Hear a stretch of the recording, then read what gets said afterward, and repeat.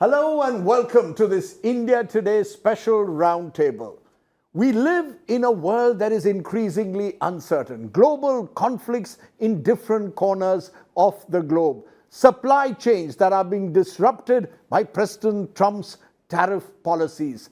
China, which continues to push ahead with its geopolitical and geo-economic agendas. And of course, the world of AI. How does one deal with an increasingly uncertain world? That's the question my colleagues Geeta Mohan, Gaurav Sawant and Siddharth Zarabi want to pose to a very special guest who's joining us. The President and CEO of the World Economic Forum, the former Foreign Minister of Norway, Børge Brende, is our special guest today. Thank you very much, sir, for joining us. Thank you. Thank you very much for inviting me.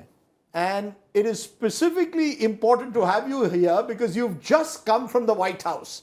And many believe that the White House is the epicenter of the disruption that's taking place around us. Policies are being decided on Truth Social and destabilizing the world around us, including us here in India. What's your sense from your visit to Washington, to the White House, and what you're seeing around you?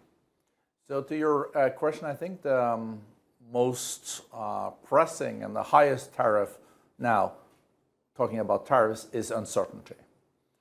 The highest tariff is uncertainty. Yeah.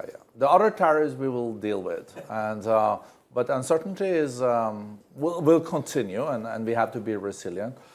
After my visit to Washington D.C., where I spent time in the White House, but also in the Senate with senators, also with the trade representative of the U.S. My feeling is that the challenge and the impasse between India and the U.S., I think, will be solved in the coming weeks. I think India, of course, doesn't rely on the U.S. market, and U.S. doesn't rely on India, but there is enough common interest to break that impasse.